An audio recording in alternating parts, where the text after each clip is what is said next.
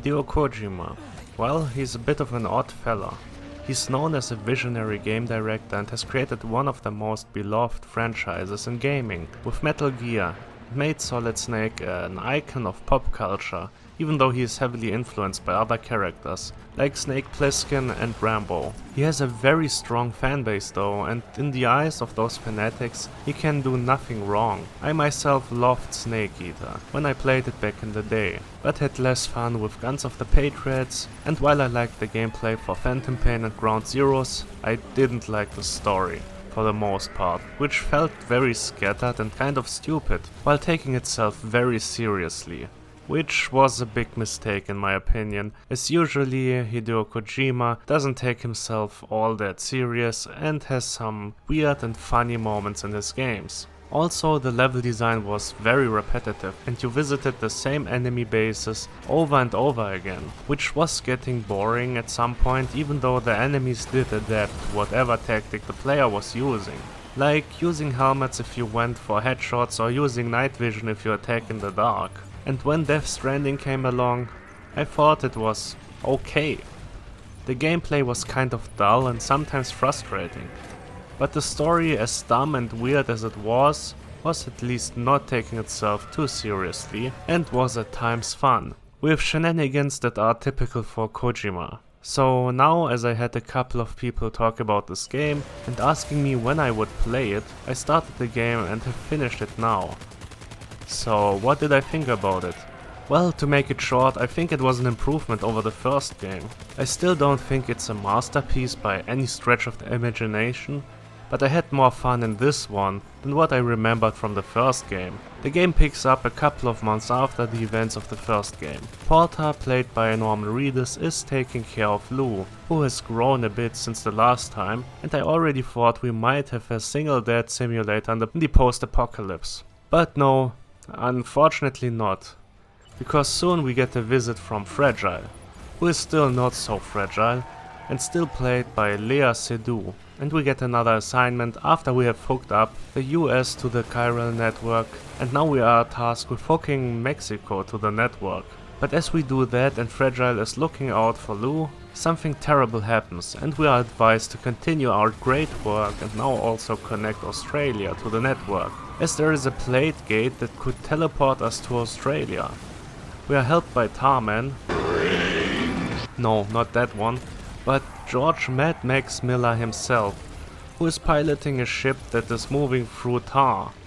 Also basically teleporting, I guess.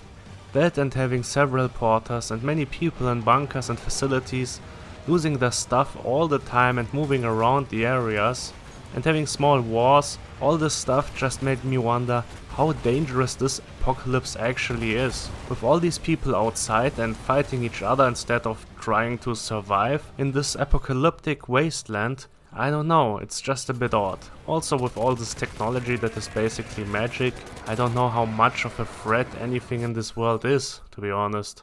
But let's continue with the review. I do have some issues with the story. Having people coming back as ghosts makes the whole thing feel less consequential, and this happens a couple of times during the story, mostly with more important characters. I mean, imagine if a very important character dies and doesn't come back. That would be this would be really heartbreaking. But having them come back over and over again and knowing that no one is basically in danger because they just come back as ghosts kind of takes away from the stakes. Especially when they usually come back stronger and better.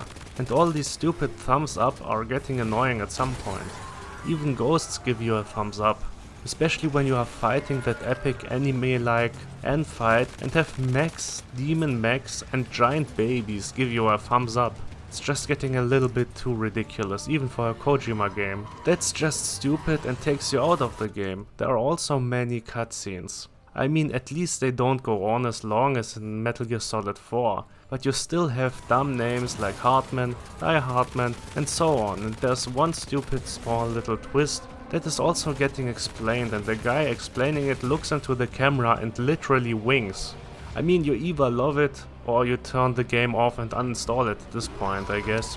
Me, for this part, I have to say I was kind of okay with a lot of it, but it's nothing that I can take serious. And all the people who are just telling me how important Kojima's work is, I think they never experienced a well-written story. I can just say, if you like Kojima's writing, you will like this. If not, this will not win you over for sure. The gameplay was more fun this time around compared to the first game. At first you have to walk everywhere, but soon you will get a bike. It does get good once you have the truck though. At least for me it was. Especially once I had the truck with a gadget that aims and grabs items, which is very useful, but will cause you to have a huge load at some point. Having vehicles and mostly being able to get through areas without much of an annoyance is better handled here than before.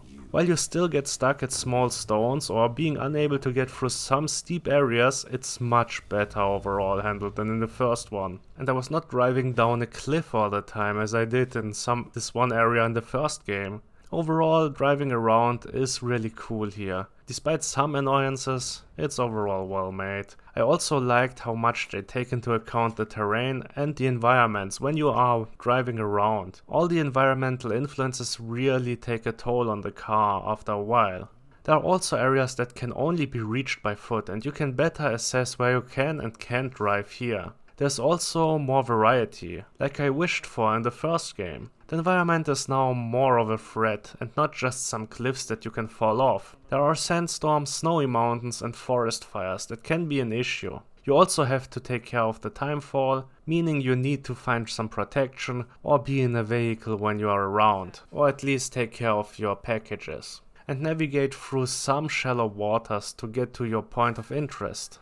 There are also some areas where you have to use your scanner to see where you can get through the water or not. If you take a wrong step or drive off too far, you will fall into an abyss, and that will be it. So be careful. Some of the optional bunkers are also hard to find and to unlock, but overall it feels like you achieved something when you find and unlock them. You also get some nice equipment when you unlock them usually, or at least with the additional stars that you get through bringing them packages. You can also get a 5-star rating for each bunker, but I didn't bother doing that. Getting all the bunkers connected and having saved the pizza guy was enough. There's also a lot more combat in which you fight someone who is cosplaying as Solid Snake and someone else who is cosplaying as some kind of flamboyant The Crow cyborg thing.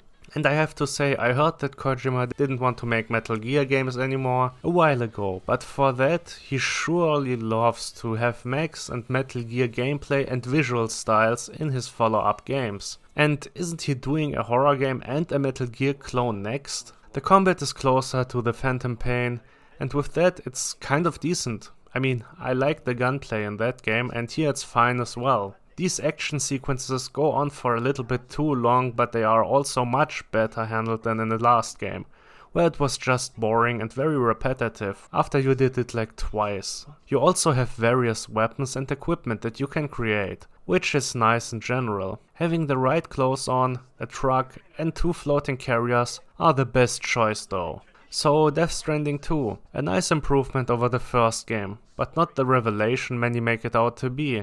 But there are some nice cameos by directors like the Filippo brothers and Mike Flanagan, which I definitely didn't expect. And there are some nice Kojima oddities, like him sending you a birthday greeting when you play the game around birthday time, which is just nice and kind of wholesome. And with that, I will give Death Stranding 2 an 8 out of 10.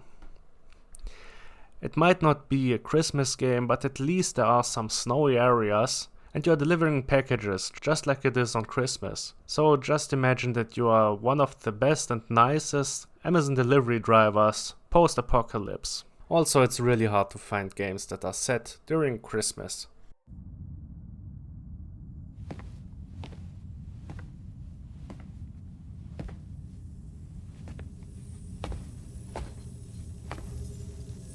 What? Happy birthday, buddy! Happy birthday! Yay! It's your birthday! Yay! Happy birthday! Happy birthday! Happy birthday. Happy birthday. Oh. I'm sorry.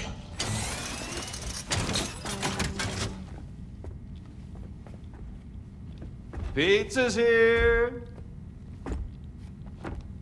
Happy birthday to you. Happy birthday to you. Happy birthday, dear someone. Happy birthday to you.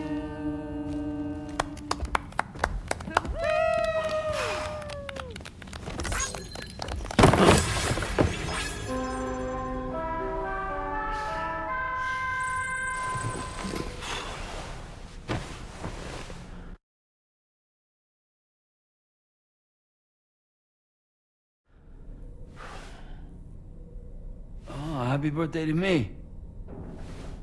Huh.